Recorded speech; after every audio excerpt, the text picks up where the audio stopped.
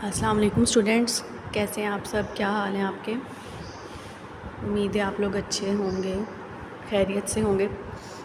तो जैसे कि आपको पता है कि गवर्नमेंट ने आपकी वेकेशंस को एक्सटेंड कर दिया है, तो अब आपके स्कूल 1 सितंबर से ओपन होंगे। लेकिन इस दौरान आपकी स्टडी का लॉस ना हो, क्योंकि पहले आपको काफ़ी दिनों से जो है ना छुट्टियां हो चुकी हैं, तो इसलिए आपकी स्टडी को कंटिन्यू करने के लिए ऑनलाइन लेक्चर्स स्टार्ट किए गए हैं, क्योंकि हमारे पास टाइम कम है और फिर हमारा सिलेबस अभी पड़ा है। तो आपकी स्टडी का लॉस ना हो, उसको सिलेबस को कवर करने के लिए ऑनलाइन लेक्चर्स रखे गए हैं।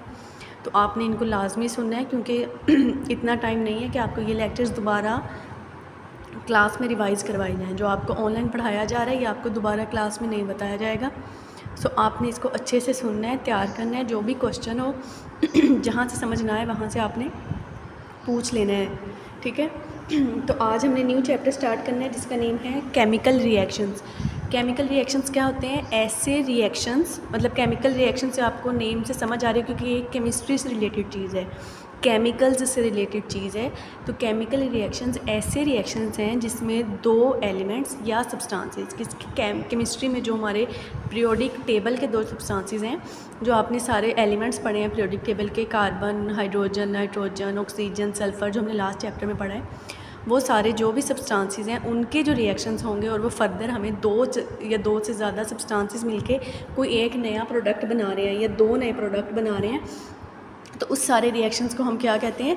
केमिकल रिएक्शंस कहते हैं। अब ये केमिकल रिएक्शंस इस चैप्टर में हमने क्या पढ़ना है कि वो रिएक्शंस कैसे होते हैं, उनको हम कैसे डिफ़ाइन कर सकते हैं, रिएक्टेंट्स क्या होते हैं, प्रोडक्ट्स क्या होते हैं, इनको हम कैसे बनाते हैं, इसमें कौन से लॉज एप्लीकेबल होते हैं, जो इक्वेशंस हैं, अगर केमिकल इक्वेशंस हैं तो हम उनको बैलेंस कैसे करेंगे कि दोनों तरफ वो बैलेंस हो जाए।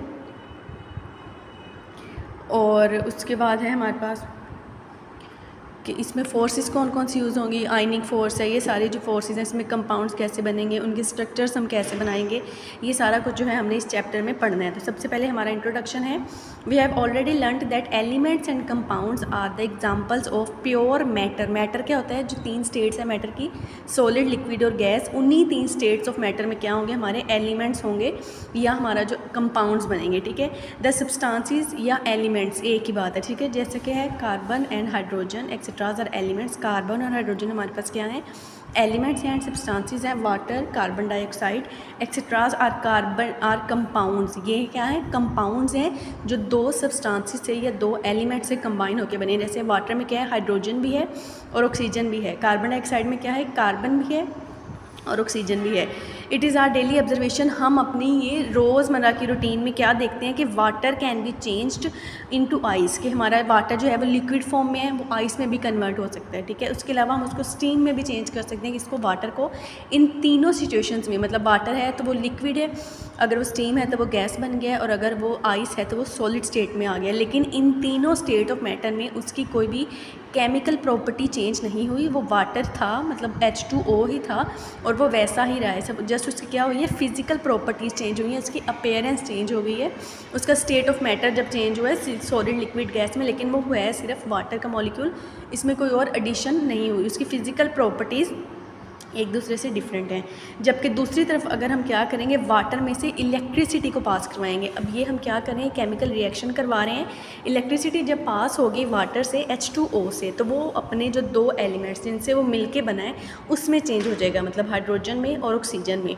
अब जो वाटर है उसकी केमिकल प्रॉपर्टीज़ बहुत डिफरेंट हैं हाइड्रोजन और ऑक्सीजन से, क्योंकि वाटर इटसेल्फ एक कंपाउंड है, उसकी अलग केमिकल प्रॉपर्टीज़ हैं। हाइड्रोजन की अलग हैं, ऑक्सीजन की अलग हैं। सो एज अ रिज़ल्ट उसके जो प्रोडक्ट्स उसने दिए हैं हाइड्रोजन और ऑक्सीजन, वो बिल्कुल मुख्तलिफ हैं किससे? वाटर से, जिससे वो बने हैं, या जिसके एज अ रिज़ल्ट जिसके रिएक्शन की वजह से वो बने हैं। तो इससे क्या हो गया? केमिकल प्रॉपर्टीज़ का चेंज आ गया और केमिकल रिएक्शंस का चेंज आ गया। तो ये क्या है? केमिकल रिएक्शंस हैं। A chemical change is always brought about by a chemical reaction. Chemical change तभी आएगा जब कोई केमिकल रिएक्शन होगा, जब उसमें केमिकल्स इन्वॉल्व होंगे, या ब्रेक डाउन हो रहा होगा, या कोई बर्निंग हो रही होगी, तो तभी हमारे पास क्या है?